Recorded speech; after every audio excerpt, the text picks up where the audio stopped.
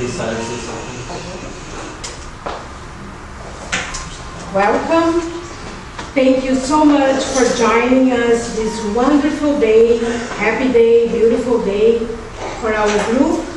Wonderful that you accepted our invitation and could overcome your challenges to be here today.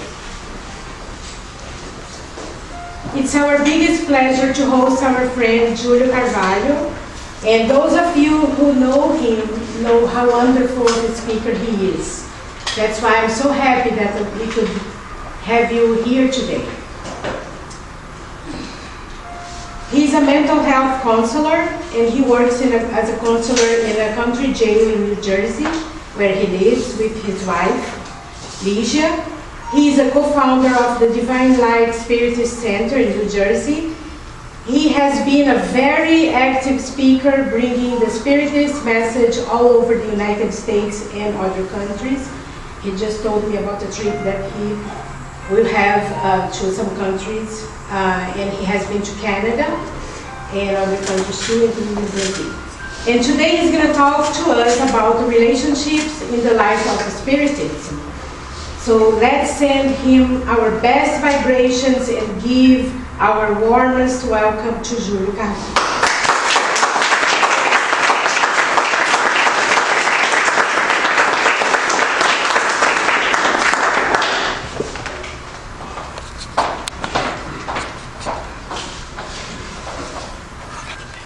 Everyone, allow me to start by wishing peace in our hearts. Back in the 1940s,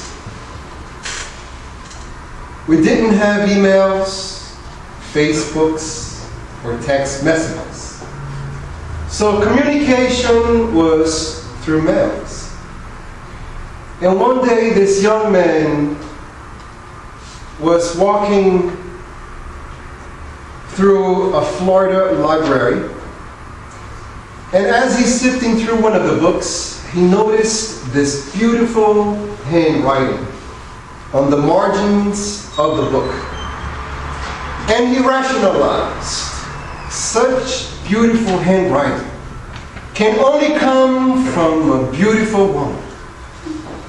And back in those days, without any computers, he flipped through the last page of the book to see if the person who had rented that book left their address. And indeed, there was an address which belonged to a female reader. And he said to himself, yes, I was right. But unfortunately, the address was a New York State address. And he was all the way down in Florida. So he wrote a letter to this woman, inviting her to an innocent friendship. And you know, when a man invites a woman to a friendship, it's always more than just friendship. So she told him that she was in Florida for vacation, and she indeed read the same book, and she loved the book. This is why she wrote some comments on the margin, but she had to come back to New York City.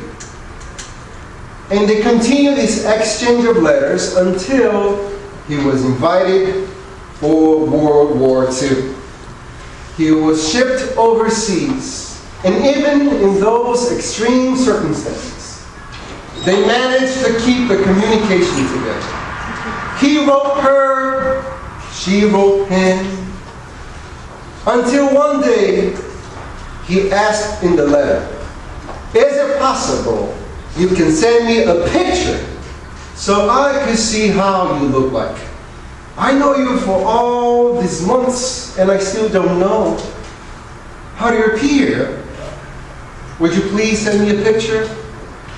She responded him back by saying, well, by now our friendship have grown to this ardent and passionate love, and if you love me as much you say in these letters, my appearance should not matter to you. When he was reading those lines, he concluded, oh my gosh, she's very ugly. If she was pretty, she wouldn't have a problem sending the picture. But if she doesn't want to send me the picture, she's probably very ugly. What have I got myself into? But he said to himself, you know what? I believe she is the one who's keeping me alive. In the midst of all these bullets, I have friends, they are very close, who have been killed. And yet, I managed to survive. So I owe her my friendship, even if she's ugly. So they continue the exchange of letters, and finally back in 1945, the war is over, so he invited her so they could finally meet person to person.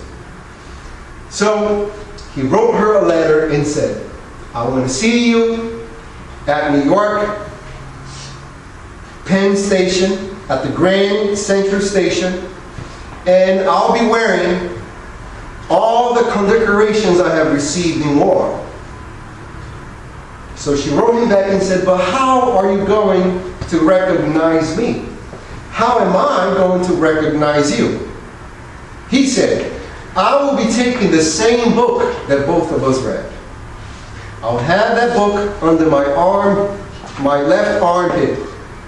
And you'll be wearing a rose on your left shoulder. Then we'll recognize each other.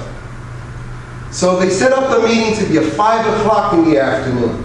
But guess what time he arrived there? 11 o'clock in the morning. He was so anxious to meet the love of his life, or just a friend. But he was very anxious. And you know, anxiety changes the sensation of time. The more anxious you are, the slower time passes by. It seems that that pointer, it's not rotating. It has stopped. So he kept walking back and forth. He would go in the bathroom and constantly check himself out. He would keep adding gel into his hair.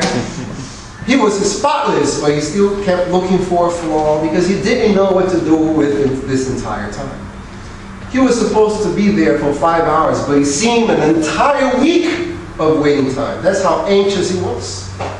Finally, 4:50 came by, and those 10 minutes felt like a whole month. Then 4:59, he could hear the train wheels whistling on the railroad. And then the doors opened. He stood there firm and at the same time shaking from the core. And this beautiful blonde woman walks out of the train. Blue eyes, it seemed that it sparkled like a night sky. And her body, violin shape, just perfect. 42, 32, 46. And this woman was gliding towards him. She looked deeply in his eyes and said, well, Sergeant, going somewhere?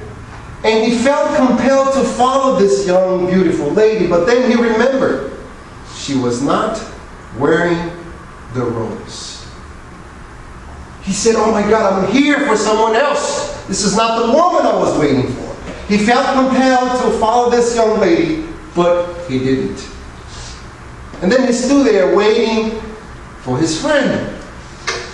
And suddenly, this other woman came. She appeared to be in her late 50s. And you know when you are riding a train for the past 10 hours, your hair is all over the place. Not to mention that she was casting a gigantic shadow on the floor. She had what we call the elephant walk. She was heavy. But then she had the rose. This time, he felt compelled to run away. Oh my God! What have I got myself into it? This is impossible. He felt like running away, but then he remembered all the letters I owe to this woman. She kept me alive. You know what? I will stay here. This will be more than a relationship. This will be a friendship that will last forever. So he stood there with all the gratefulness that he could feel for this woman. And as he approached, he extended his way all the way 10 feet across to avoid a kiss, of course. And then he said, "Oh my God, I am so excited to see you." He was lying, of course. "Finally, we meet.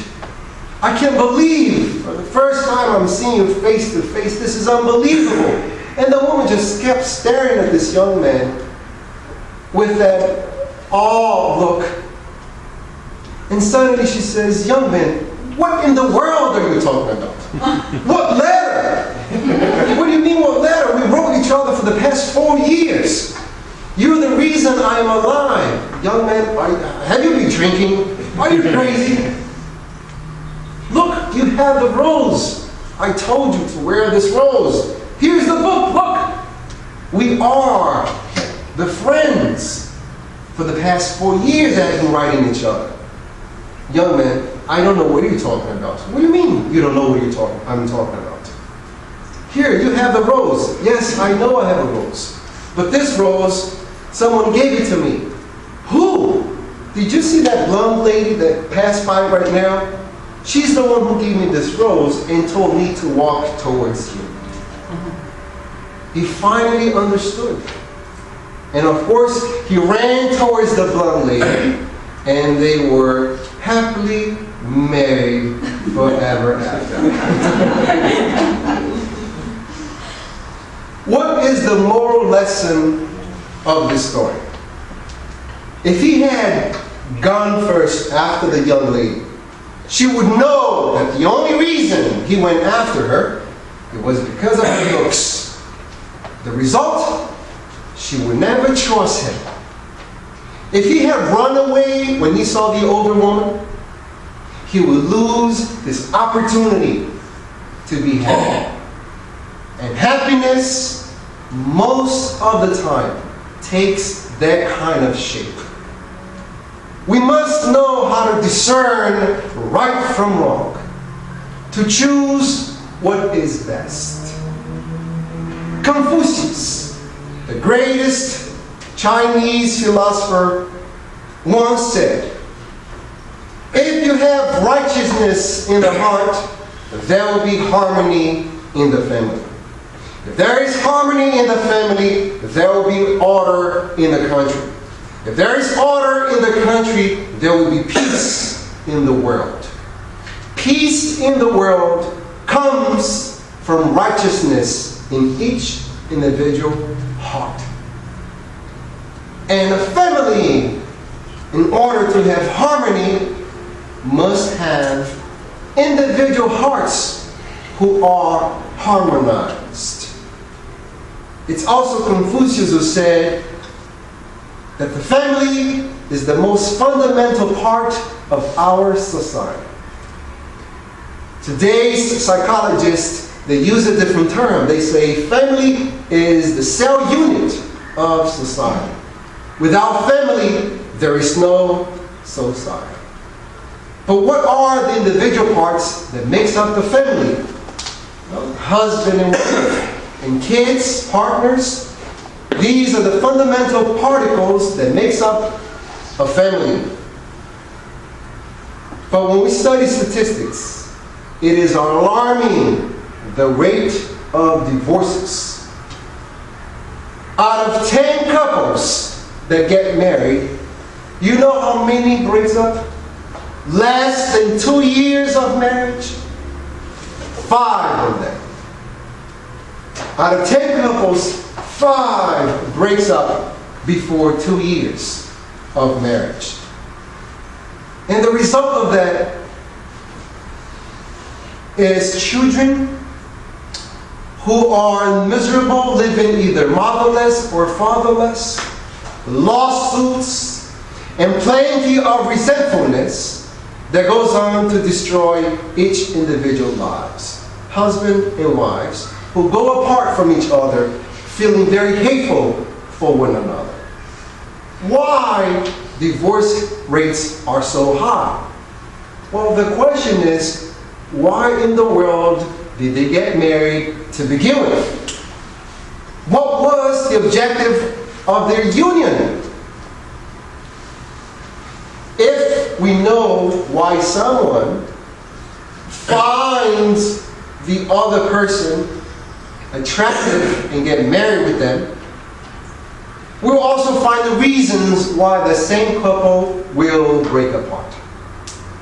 For example, there are many people who marry just to sum up their financial assets.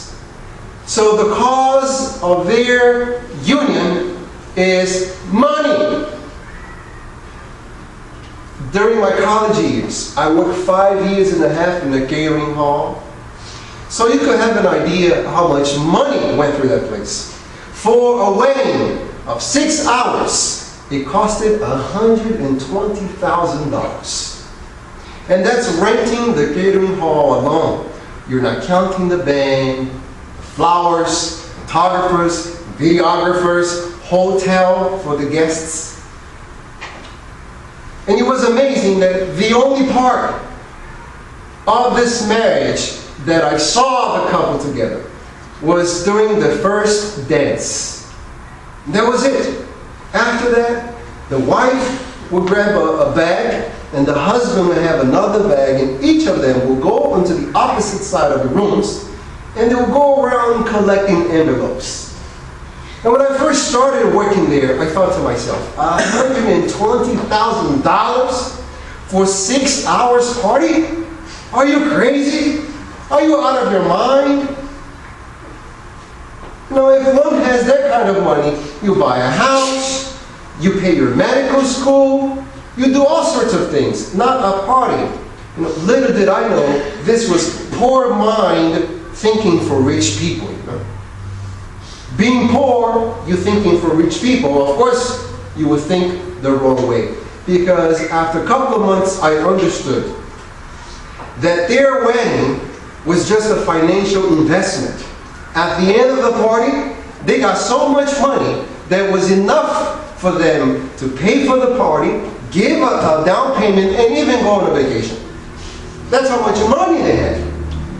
And since each couple who attended the party, they wanted to show off who could pay more, they made so much money with one night of a wedding party.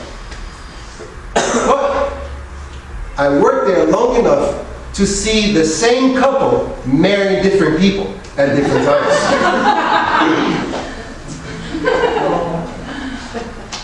There was one wedding I remember. This was the first dance. Here they are, as a husband and wife dancing for the first time before this crowd. The ex-wife shows up with her pajamas, with her child, which belonged to the husband, saying to him, I couldn't find a babysitter here. This is your kid too. In the middle of this party. Can you imagine the spectacle? Now, of course, a marriage that is based on money will not sustain the difficulties of a life lived by two people. Now, on the other extreme, the lack of money is also the number one reason why we have divorce in the U.S. There is the money channel. In our region, it's channel 208. It's called the money channel. You know when the priest celebrates a marriage and he goes on to say like this, until death do you apart. Until death do you apart. So he's making the sign of the cross and he's saying that only death will break these people apart. Now, the title of this show in the Money Channel is called Until Death Do You Apart. Not death, debt. Why? If the couple are not mature enough, death will do them apart. Neuropsychologists and neuroscientists are always trying to understand how the brain behaves in certain conditions. And they did this excellent experiment which they show on the Money Channel. They placed electrodes in someone's head and they asked this individual to go ahead on a shopping mall and purchase some items using what we call the devil. The beast, we call it the credit card. If you believe in a real devil, that's the devil. That piece of plastic. It causes so much disturbances. So here they are, these people are swiping the cards and buying these specific items. And they are recording their brain waves to see what part of their brains are being activated and deactivated while they're using the plastic card. Now, when they're using the plastic card, only pleasure is elicited inside their brain. When they're using money instead, the second part of the experiment, they went there and purchased the same products with paper money. And there's a part of our brain that is related to responsibility. You're feeling the money's coming out of your pocket. When you're purchasing any item using paper money, that part of your brain lights up. When you're using with a credit card, the part of your brain that has to do with responsibility is simply doesn't respond to it.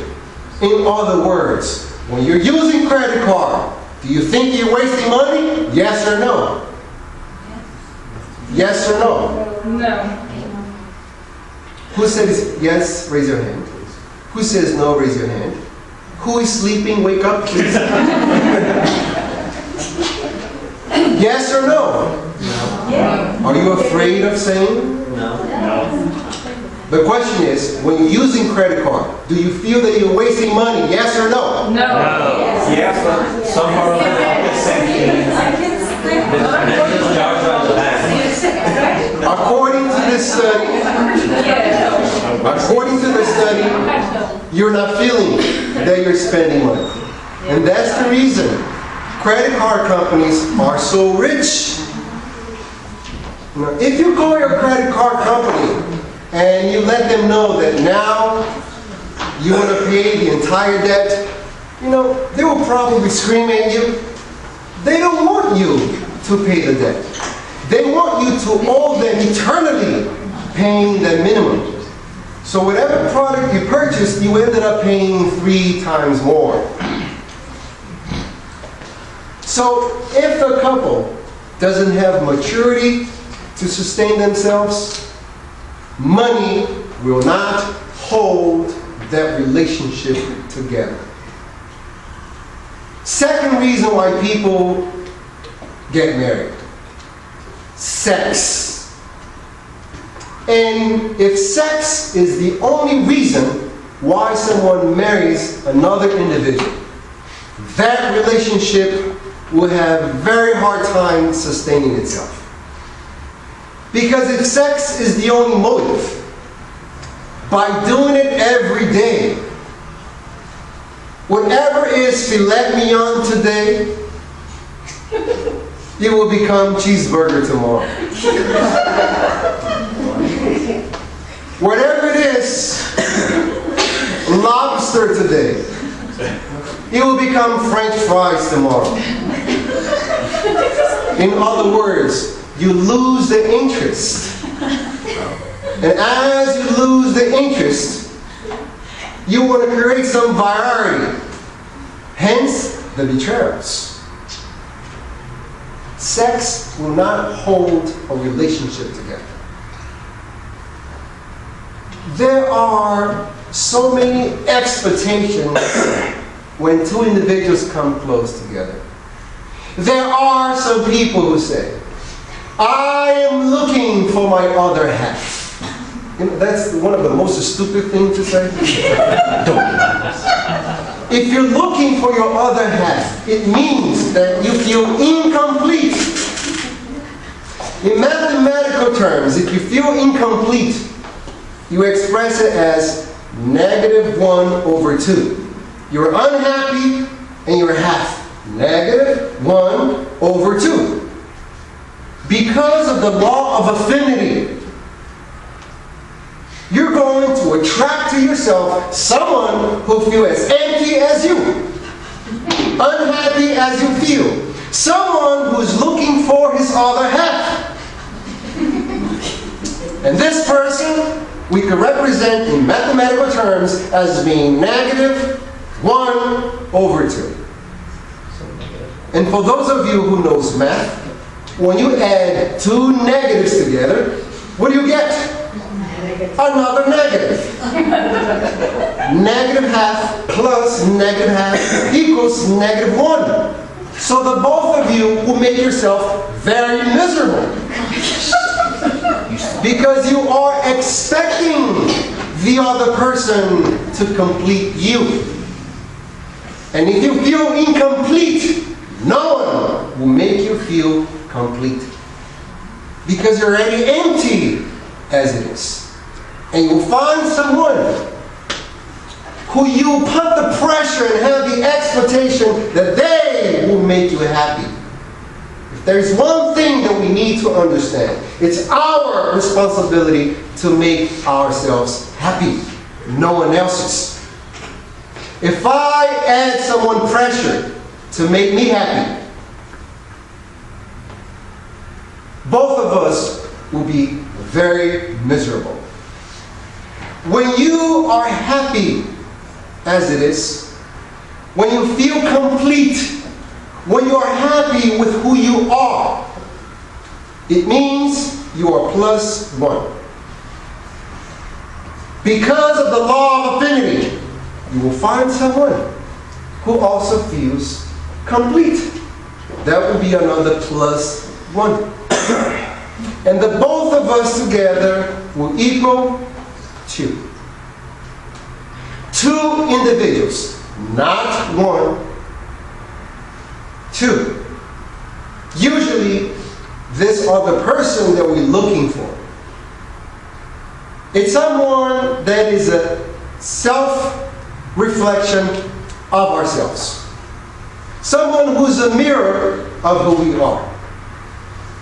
Sometimes you hear people saying, I want someone who likes the same kind of ice cream that I like. I want someone who likes to go to places that I like. I want someone who dresses the same way I like to dress. I want someone who likes music just the same way I like my kind of music. Are you looking for someone else? Or you want to marry yourself?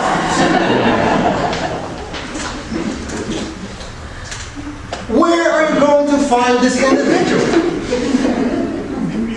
Only in the mirror. That's it. So when we find this individual, in reality, we are not finding someone else. We are looking on this other person, traits of who we are. We are not falling in love with the other person. We are falling in love with our image that we see on this other individual. Because the moment this individual shows to be different of what we expected, the relationship goes astray. We fall out of love. So we're never in love to begin with. Because love, it's not like a bucket of water with a hole at the bottom that keeps falling until one day it gets empty. Love breaks the rules of mathematics. The more you give, the more it multiplies in the individual. So why are we looking for someone else? What are the motives of this relationship? Is it the other person obligation to create my happiness? Do they have to be equal as me? Because if that's what I'm looking for, I will never find it. I will continuously create frustration after frustration.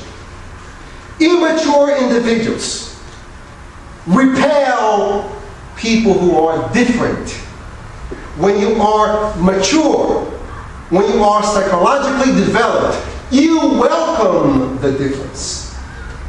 Because now you understand growth can only take place when we are dealing with the different.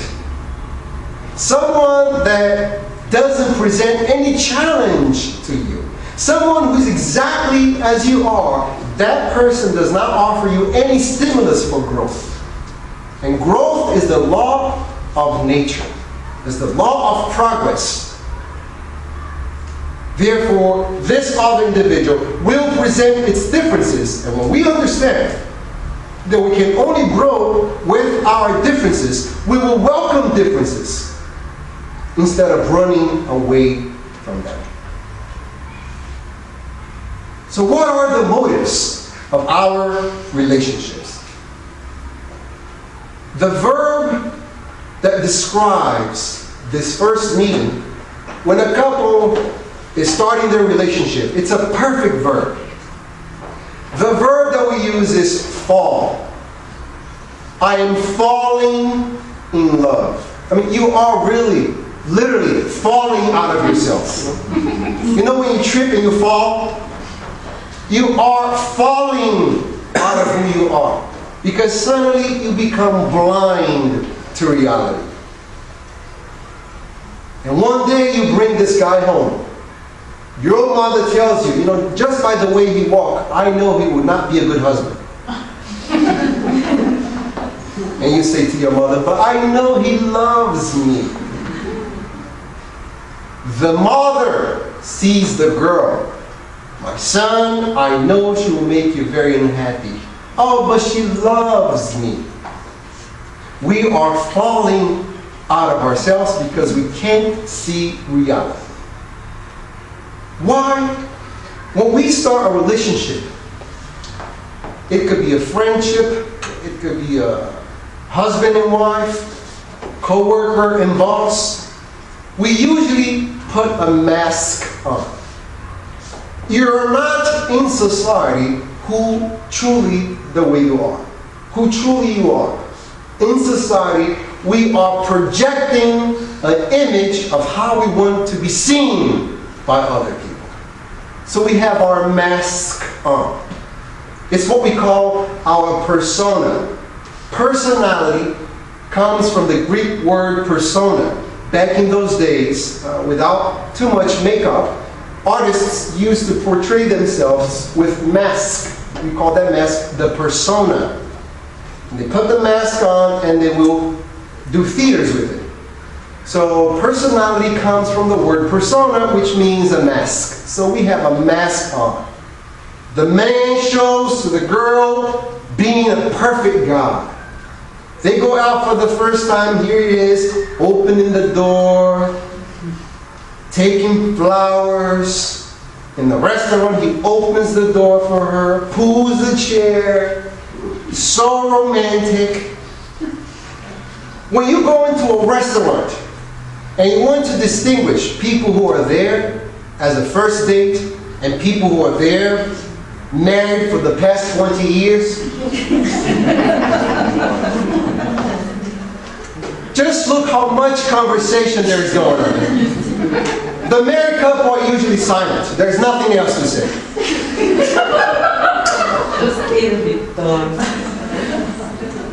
On the other hand, the people who are seeing themselves for the first time, you're speaking out of their mouths. Conversation is going forward. So here she is. She thinks that she is going out with the perfect individual. And he shows to her how kind and soft he is. Ladies, be very careful. There's one thing that he's after, and you know exactly what it is. Be very careful. Do not fall for it. He has a mask on, you have your mask on. Do not fall for it. Because if you fall in love with this mask, the mask will fall off. There is a technique to find out who we are going out with. Don't count on that image. He will treat you nice because he's after sex. She will treat you nice because she's trying to portray an image that is not real. She will tell you, oh, I love good food. And the ignorant is thinking, yes, oh, she's a great cook. Little does he know that he has to take this girl every Saturday night to go out for food because she can't cook for a thing. I love a clean house. And the fool thinks she's a cleaning lady. She likes to keep the house organized. My clothes, I love it, always spotless. And the fool believes that she loves ironing. You'll be spending a lot of money on cleaners. Don't fool yourself. Woman, when they're falling in love with this man, they fall in love with the voice of the man. Man who wants to trap this woman, suddenly they sing before the phone call. Before he's right there, the phone, he sings heavy metal. There is a band called Sepultura. The singer of that band has a very horsey voice. So he sings Sepultura just before the phone call, you know. And then when he calls, hi baby. Are you ready for dinner? And she's on the other side, falling for this fool. Be careful.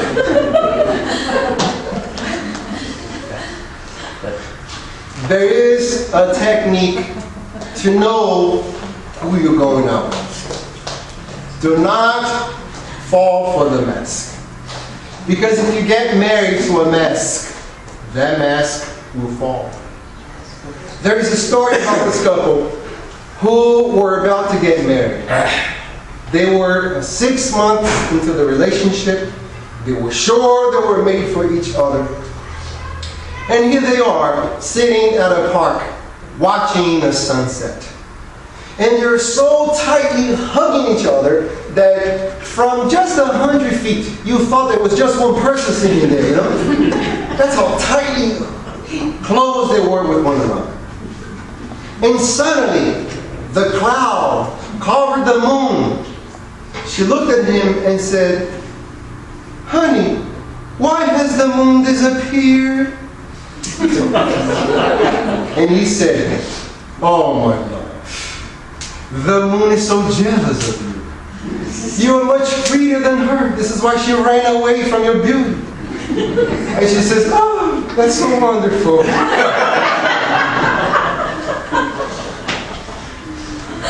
Falling in love with the mask. 2 years pass by, and here they are, sitting at the same park. This time, he was sitting all the way to the left, and she was sitting all the way to the right. If you were a mile away, you could still tell that there were 2 people sitting at that park. Once again, the moon covers up. The moon is hidden by the cloud. The cloud covers up the moon. She looks at him again and says, oh, honey, why has the moon disappeared? And he said, don't you see, you stupid, that it's going to rain right now? The mask has fallen away. Do not go out with the mask. What is the technique to find out who you are dating? Especially if you are a woman and you want to find out who this guy is. Well, see how he treats other women. When you go to a restaurant, see, observe, take note how he talks to the waitress. Because it's exactly how he'll be talking to you in the future. When you go home and he shows his mother to you and his sisters, see how he treats his mother, how he speaks with his sisters, because that's how he's treating you. Or the female in his family is the projection of how he treats women.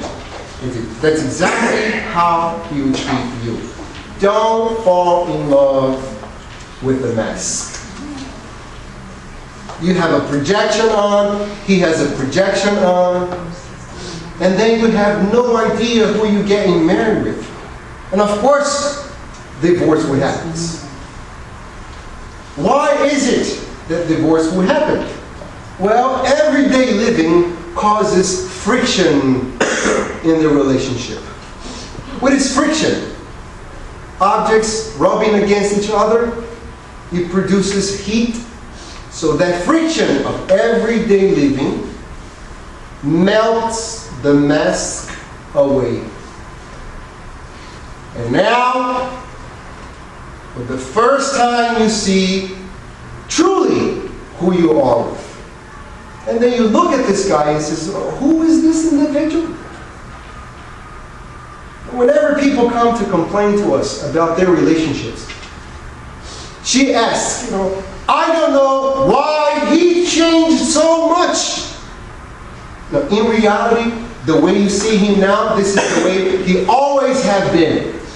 You fail to see it. He would say, I don't know why she changed so much. This is the way she was to begin with. You do not want to see it. You purposely made yourself blind to this relationship.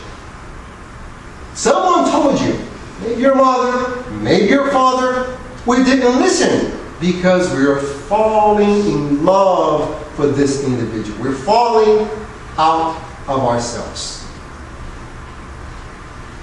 And the result of that, it's a lot of anguish, broken hearts, and if we don't understand the dynamics of dealing with another individual, chances are we'll keep changing our relationships, thinking that the other person is creating the problem. Meanwhile, we are carrying the same imperfections and flaws to the next relationship, which will not work because we are part of the problem. We are half of the problem. And since the law of affinity prevails in our relationship, I will find someone who has the same sort of troubles and problems that I have. Hence, the relationship will fail again. In the Spiritist book, I learned Kardec was not indifferent to this so delicate subject. In question 939 of the Spiritist book, he asked the highly evolved spirits about relationships. Why is it that we have to go through so much disaffection and hatred and falling in love and pain? And it's a long answer, but basically the highly evolved spirits, they tell us that we mistake one kind of love for the other. We believe that we have spiritual love when in reality it's just physical love. And that physical love will not sustain the problems of a relationship. Those differences that come with each one of us for being different individuals will create the frictions. And hence, the couple will dissolve. It starts by one of them being very ungrateful. Ungratefulness, it is such an asset to a relationship when you start being thankful. There is a story about this man who was at the hospital and he just had a heart stroke. When he opened his eyes, he saw his wife sitting next to him. And he grasps for some air. He looks at his wife and says, "Honey, I remember the first time when we got together. I was 20 years old. And I remember I lost my first job. It was a terrible experience for me. And there you were. I remember when I was 25 years old, I had a car accident and I broke both of my legs. When I opened my eyes, there you were. I remember when our dog died and he was my friend, not yours. And while I was carrying his body, I looked at you and there you were. I remember when I had to bury both of my parents and they died of cancer so early. And there you were. And now I'm waking up from this heart attack and I see you here. And I conclude, all you have given me throughout all of our lives is just bad luck.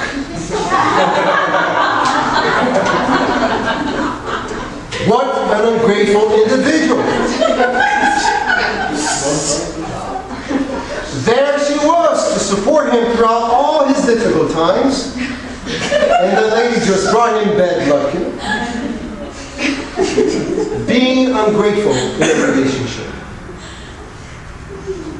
So, if there is so much difficulty in maintaining ourselves together as a couple, what is the key ingredient to have a harmonious relationship? A peaceful relationship which will lead us to happiness. And remember, happiness is not a destiny to achieve. Happiness is a process by which we live on a daily basis. If you have conditional happiness, you will never be happy. What is conditional happiness? I'll only be happy if I graduate school. I'll only be happy if I marry the perfect man, I marry the perfect woman. I'll only be happy if we purchase our home. I'll only be happy if our home is by the lake. I'll only be married if it has a pool. When we get kids, when they graduate, when I get grandsons, I'll only be happy. You keep postponing your happiness and life is passing by. You're never happy, ever.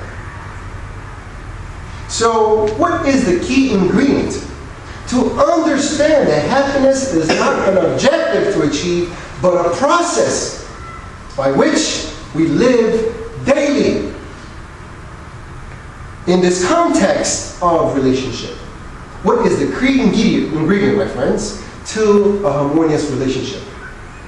Friendship. Nothing is more important in a relationship than friendship. Why?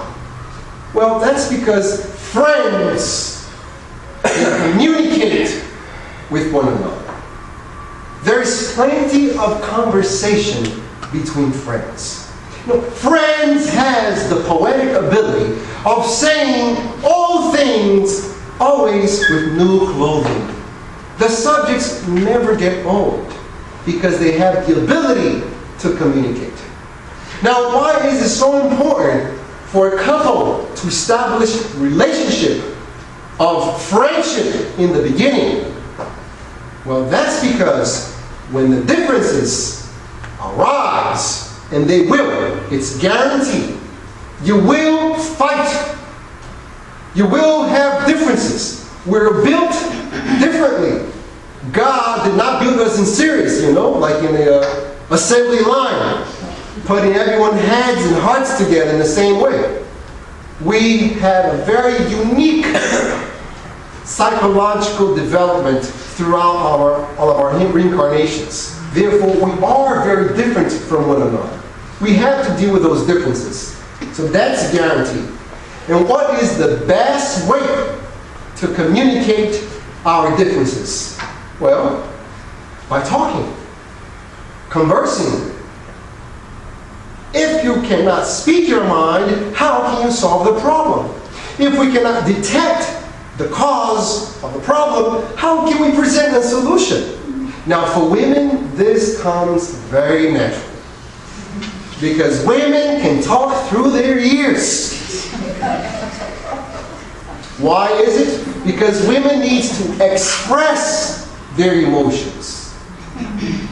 Now, men, on the other hand, internalize their emotions. Men are very reflective, while women are very expressive. And there is a sentence that man hates to hear. What are you thinking? Now, if you're married, you constantly hear that question. What are you thinking? You know, the answer should be, if I wanted you to know what I was thinking, I would have been thinking. I'll be speaking. Right? Good. For women, it's natural to speak their problems, not men. Men keep internalizing their problems. This is why women outlive men. Women outlive men. Because in the process of externalizing your emotions, you are doing the natural catharsis. Catharsis is the process to liberate our drama, our inner conflicts. Meanwhile, men internalize all their conflicts. And in psychology, we call it the process of somatization, in which your inner conflicts reflects upon your soma, your body, and then you easily get ill. You easily get sick because the body cannot resist that constant bombardment of negative energies, of resentfulness, of hatred. And since women speak their mind out, they usually don't hold their inner conflicts within themselves. And what happens is that women would talk so much and men would stop talking so much.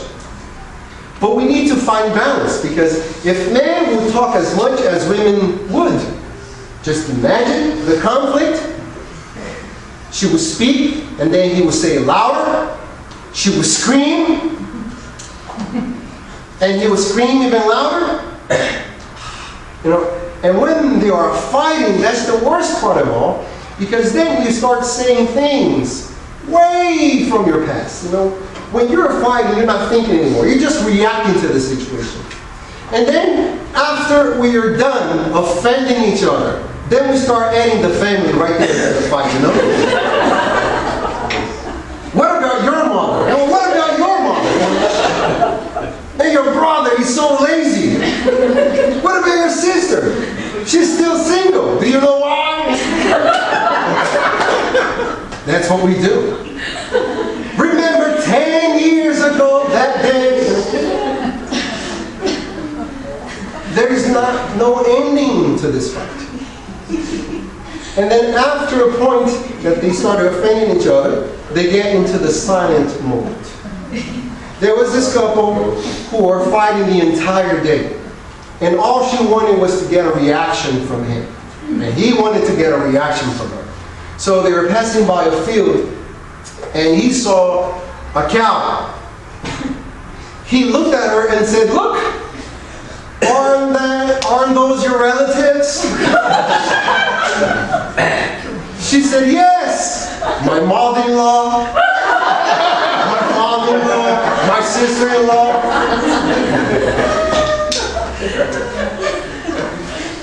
So they got into the point of the fight, in which they got tired of offending one another. So this was the silent fight, which is worse, you know, because when you're still having verbal fights, it's better than indifference. Indifference, the relationship is dead. Fight, still savable. So they got into the silent mode. So she grabbed a piece of paper and wrote to him, "Do you want to eat right now?" Presented to him. He got the pen and wrote a big Y as a yes, and almost ripped the paper up. So now she takes the food from the freezer. It requires about 7 minutes of microwave time. She leaves it for 2, which is frozen in the inside. And she adds all this pepper and salt to it. Now I'll get a reaction from this bastard. Takes the plate, he puts the TV on, And he eats that thing like it's marvelous, you know? Which will provoke her even more. She thinks she's going to get a reaction from me, and she will not get a reaction. Here she is. Here he is eating this thing almost as an ice cream. That's how solid it was in the inside. But he's smiling. He's done with it. Then she says, "Do you want coffee?" Presents the paper to him, and he writes a big yes again. She brings the coffee and tastes it. Horrible. It was cold with salt, ketchup, oil, vinegar, and here it is, smiling and sipping like it's cappuccino. Now he grabs the pen and he writes to her, "Remember, tomorrow I have my business meeting in Chicago. Wake me up at 5 o'clock in the morning. I have to be at the airport by 7. And he gave the paper to her and left, committing the crime of not giving her a goodnight kiss. Now, women are strange beings. You can spend the entire day kissing them, but if you fail to kiss them goodnight, that's it, you committed a crime. Right? You wake up in the morning, you don't spend enough time with me. We don't spend enough time together. What do you mean? We just slept for 7 hours together. Here we are. Strange things. You know? On the following day, he wakes up at 8:30 in the morning. Obviously, he lost in his flight. He says to himself, "Now I will definitely kill this one. Today will be the day." He got so angry when he supported himself to get out of the bed. He felt something. It was a piece of paper. He looked at it and the paper said, "Well, honey, it's 5 o'clock. Wake up."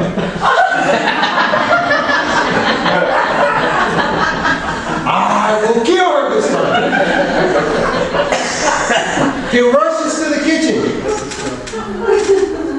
And when he opened the kitchen, he couldn't believe his eyes.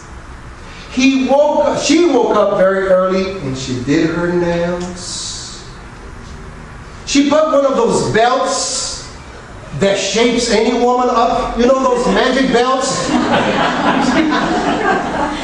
I call them man foolers. He fools any man.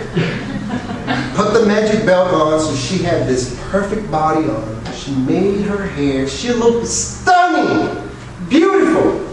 You know, because women and men, we have to take care of our looks. Usually, women, they dress themselves inside a house the most ugly way as possible. And the excuse is, "Oh, I want to be comfortable." When a woman tells you they want to be comfortable, prepare for ugliness. You know? Those sweatpants. Oh my God, it's terrible. Then when she goes out, she fixes herself for all the men to look at her. The most important man that needs to look at her looks at her ugly the entire day.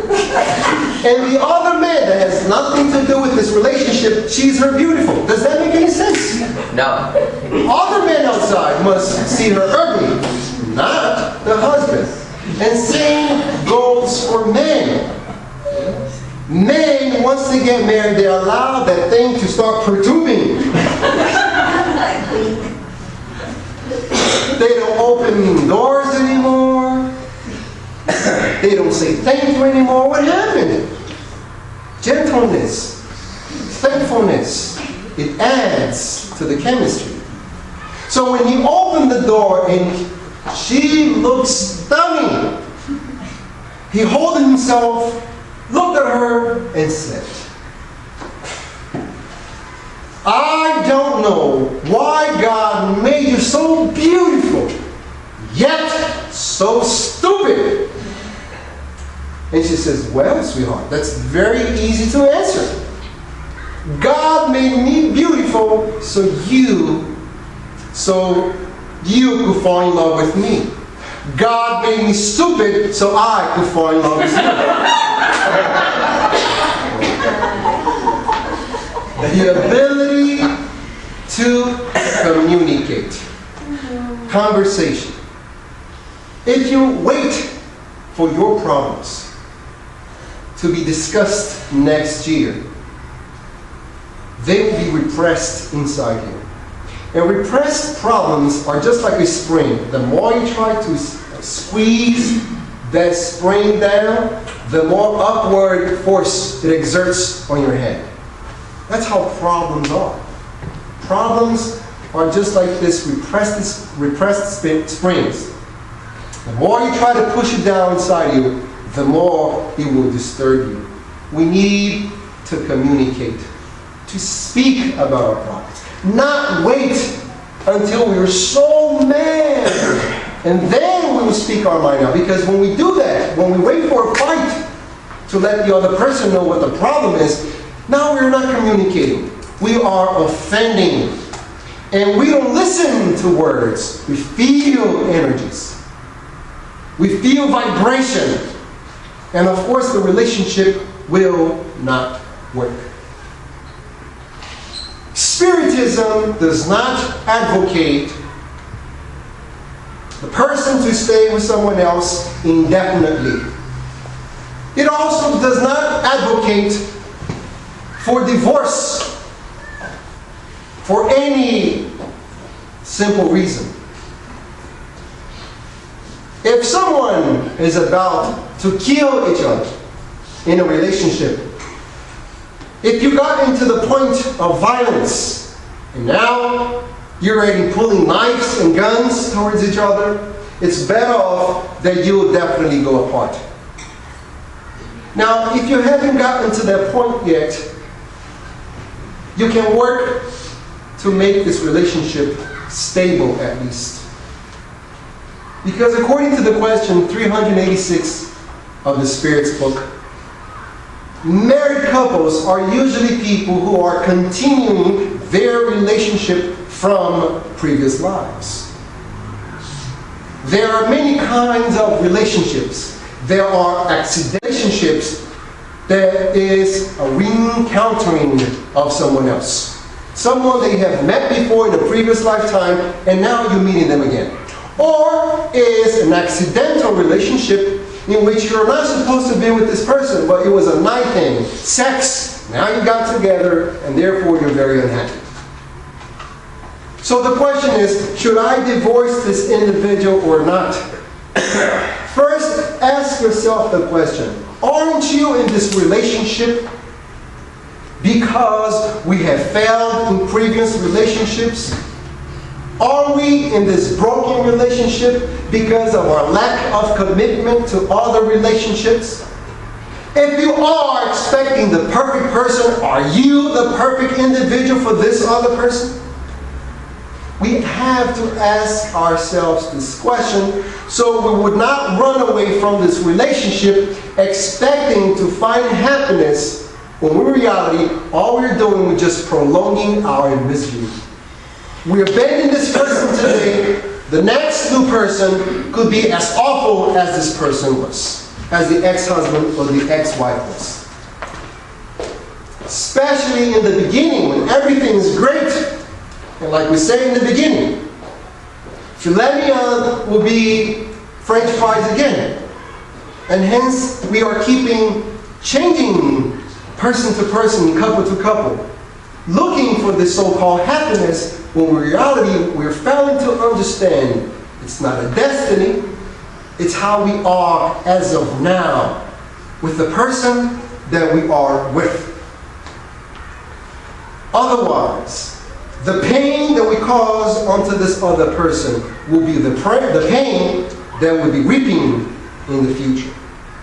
Life is a natural field. You sow, and then you must reap.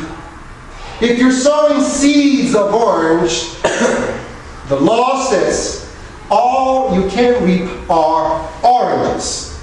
It's impossible to sow oranges and reap apples. If you are right now reaping unhappiness, we have not sown peace, harmony.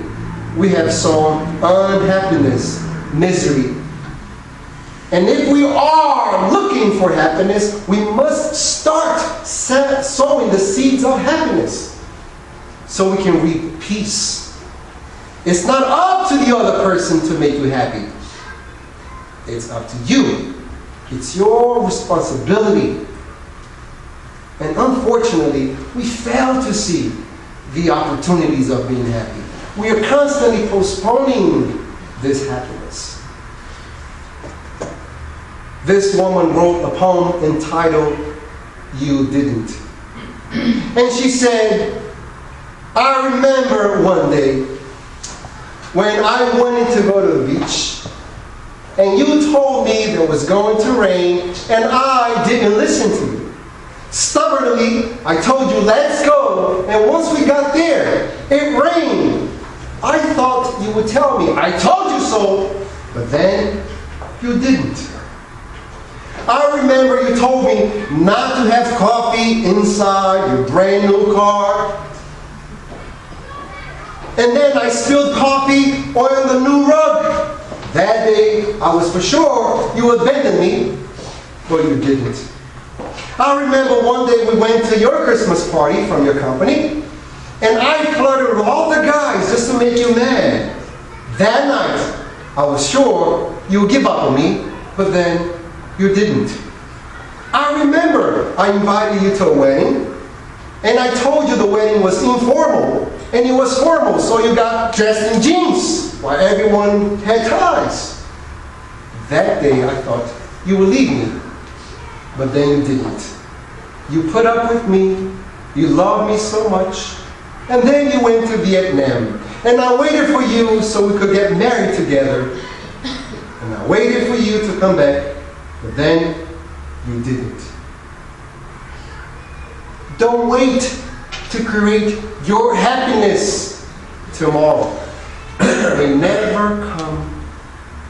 Nothing guarantees you that you're going to be in this body tomorrow. We live our lives as if it had a contract with old age. As if it was written somewhere, Anna, John, Mary will die when they're 85. That's how we live.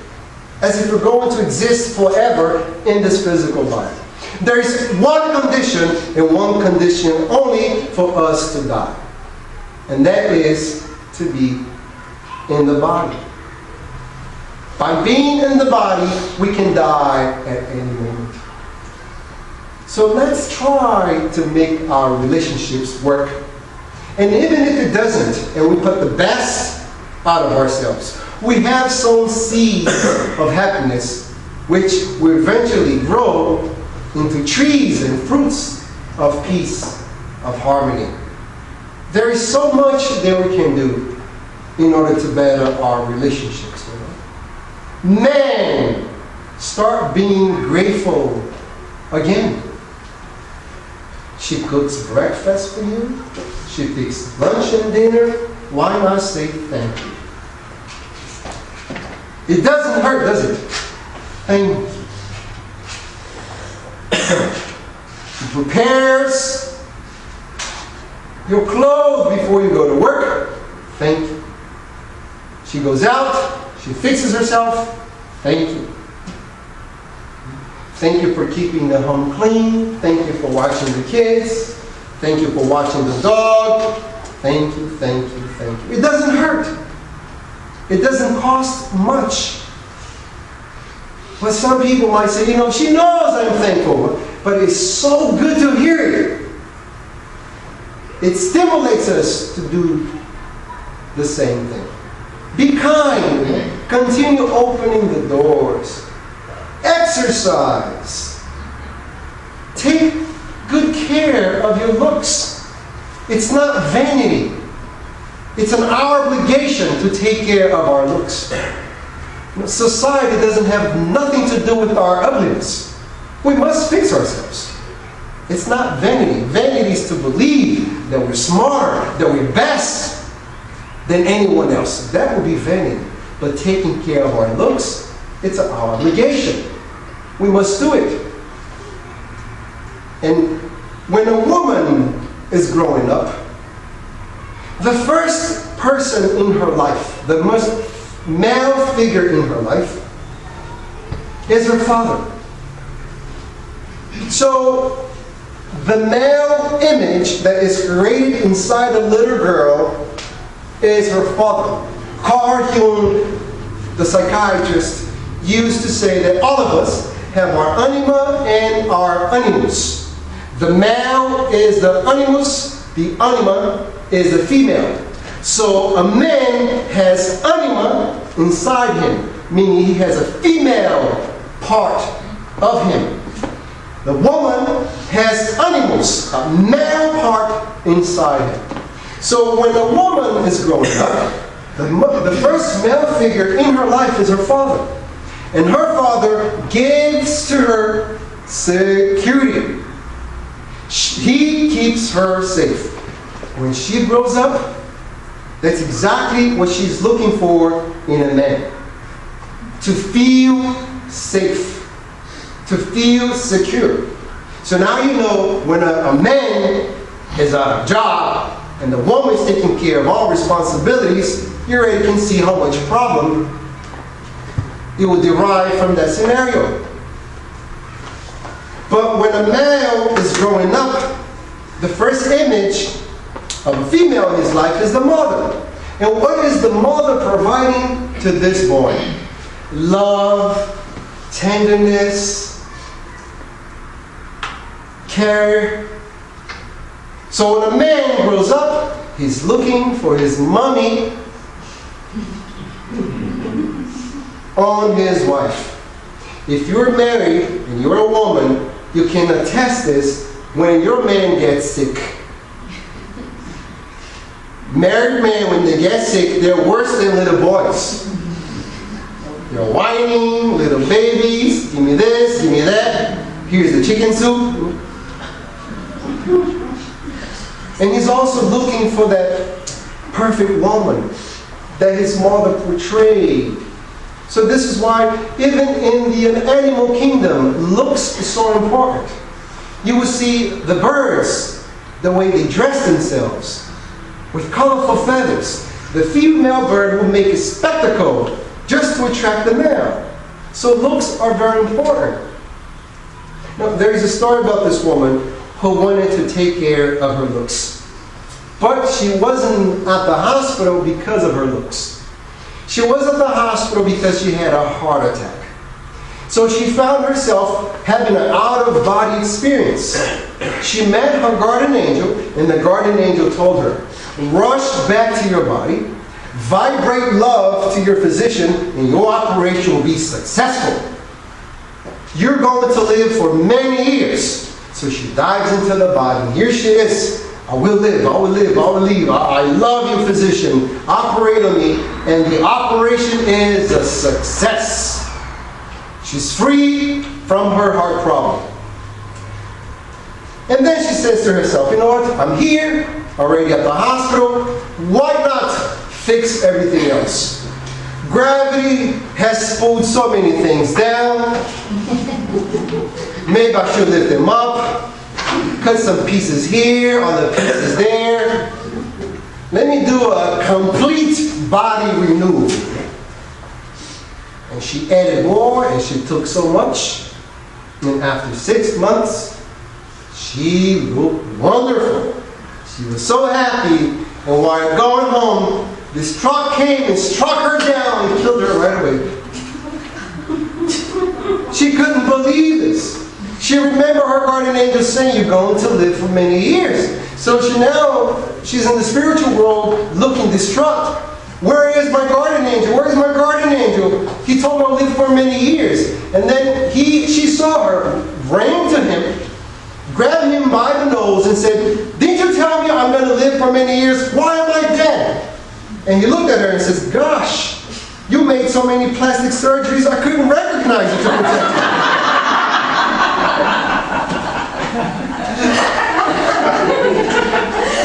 Taking care of our appearance.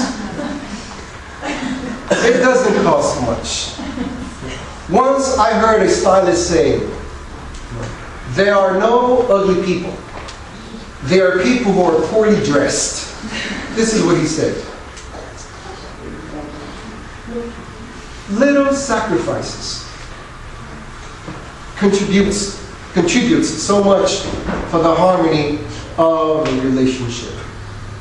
The spirits are constantly telling us through the Spirit's book, through the medium's book, the Gospel according to Spiritism, Heaven and Hell, and Genesis, that our relationships are an exercise to one day love the entire humanity.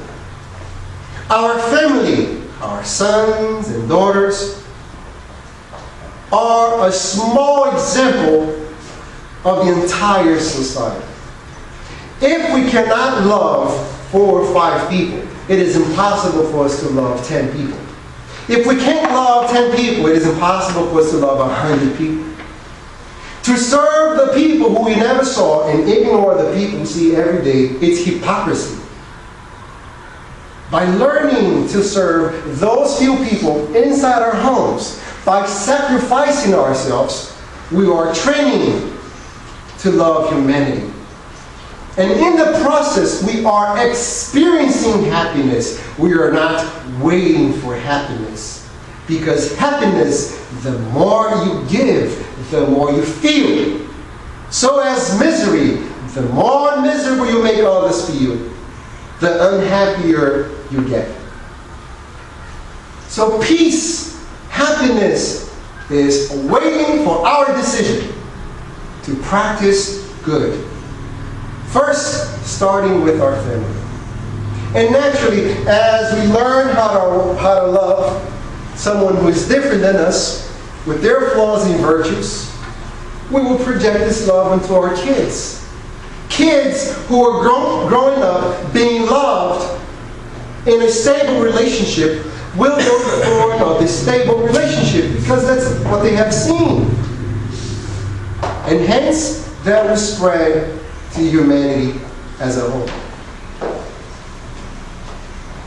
As my good friend Fernanda stated in the beginning, I work in the mental health department inside the jail setting. Working with prisoners every day, there is so much to learn from life. And unfortunately, the social conditions, it's not the color of their skin, but the social conditions which they're brought up perpetuates the mentality of neglect and abuse. I ask, how were you raised? And he would say that my father wasn't there, my mother was there, but she was getting high all the time. And I know he's telling me the truth because I'm dealing with the mother later on. The grandfather was in prison, and the father was in prison, and now he's in prison. And then I would ask him, how many kids do you have? 5, 6. And purposely, even though we know the answer, I always ask, how many women? 4, 5. And sometimes they give me that answer with a slick smile because they want to show their manhood to me. They have kids with all these different women. Having kids is a natural law. All you need is a man to ejaculate in a woman, and nature will take its course. So any bum with a prostitute can have a kid. So having a kid does not make someone a man, neither a woman. Raising a kid to be a conscious citizen, that takes real man and real woman. Now, how in the world can we expect these men and women to develop into conscious individuals to create healthy relationships? It is impossible. It is a vicious cycle in which is perpetuated by their own actions. And that can stop with our own relationships. When we decide to love when we decide to forgive, to understand. Love is not a feeling per se, you know. Love is not what you feel. Love is how you treat the other individual. Love is an action, not a feeling. You can treat someone lovely without feeling love towards them. You probably never met this individual, but you can still treat them with love because it's an action, it's not a feeling. Being kind. And that stops the vicious circle by not perpetuating the neglect. And in our own relationships with our families, sacrifice. Beyond conversation, sacrifice. What is to sacrifice? To sacrifice is to choose what we should over what we like. What we like, man, to remain quiet and not say a word. Let's make the sacrifice of communicating. Women, what do we like?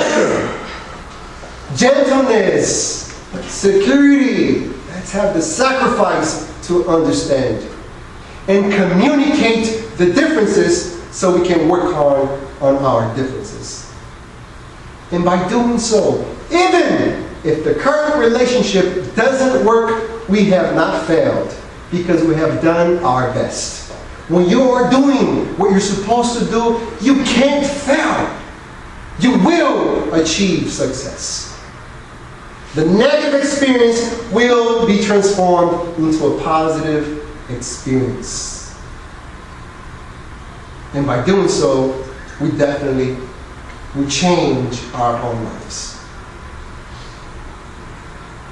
Unfortunately, time is so restrained, and we have to stop. But before we stop, we've told in Dallas this story, and I know there are many here who haven't heard, so I'll repeat it so we can finish our talk. This young boy, he was so nervous to invite this girl to go out with him. They were at their high school party, and since she was so beautiful, all the other boys wanted to ask her out.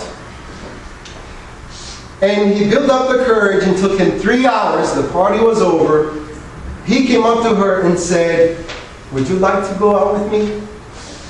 And she said, "Yes." He could not believe that she said yes. She couldn't believe either. So they went to this near coffee shop. Both of them remained silent. He didn't know what to say. He could hear his knees knocking on each other. She could as well. He was so nervous. And she sat there asking herself, why in the world have I come to this guy? I can't believe I did this to myself. I want to go home. The waitress came and said, "Do you want anything to drink?" And he said, "Yes. Let me have coffee with salt." Suddenly she looked at him and said, "Salt? Are you crazy?" And the waitress said, "Salt? Yes, salt." And the little girl said, "But why salt?"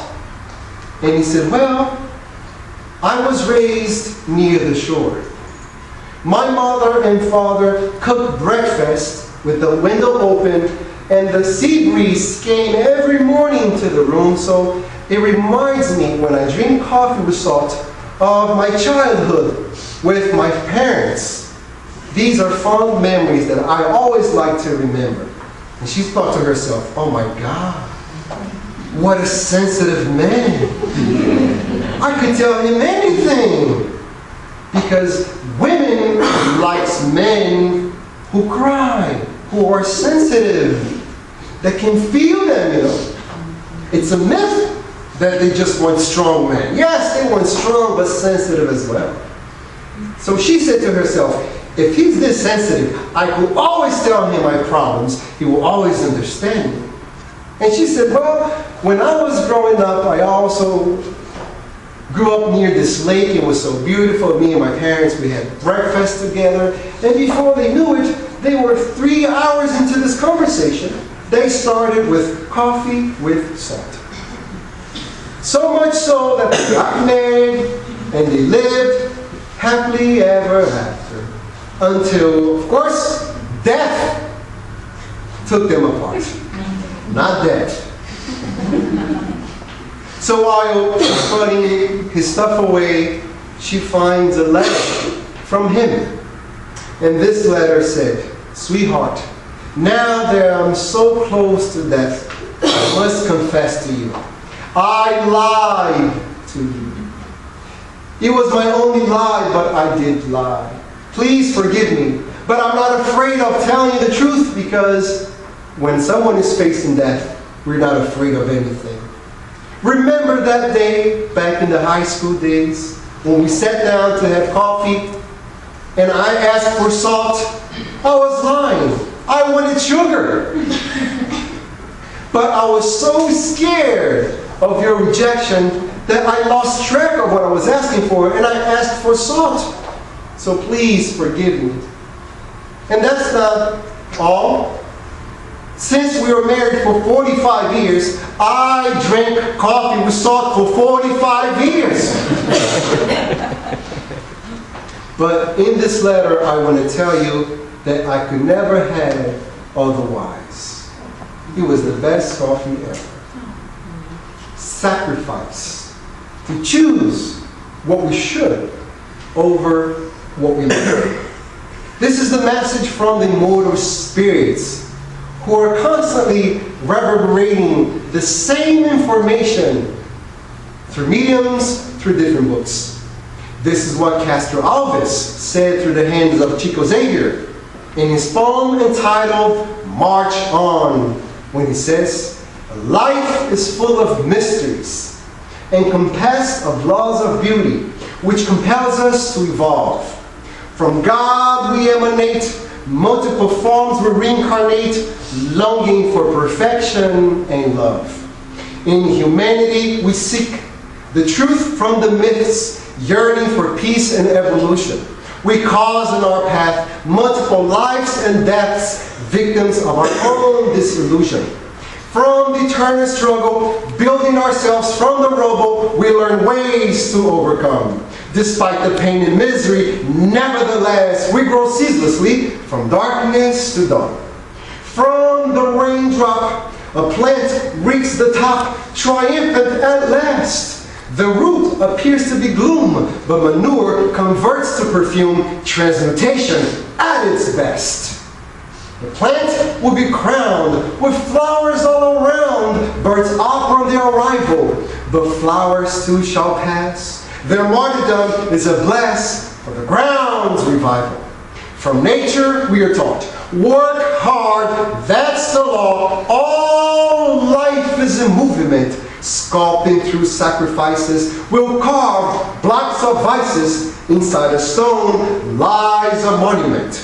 Lessons from suffering and pain. Change will always reign, even narrows, times without seas, under the law of reincarnation. Through many trials and expiations, they too will be messengers of peace. Let no one be idle. Today's angel was yesterday's Adam. Perfection is everyone's destiny. Life's purpose, splendid. God's love, transcendent. Our school, universe's infinity. On earth from time to time, sublime beacons of light dissipates the shadows away. Their presence are felt, forever in us they dwell, transforming night into day. Never in history a sacrifice, such as portrayed by Christ, transpired for the sake of truth. From the cross, the message is heard, forgive all, always serve, your pain I will soothe.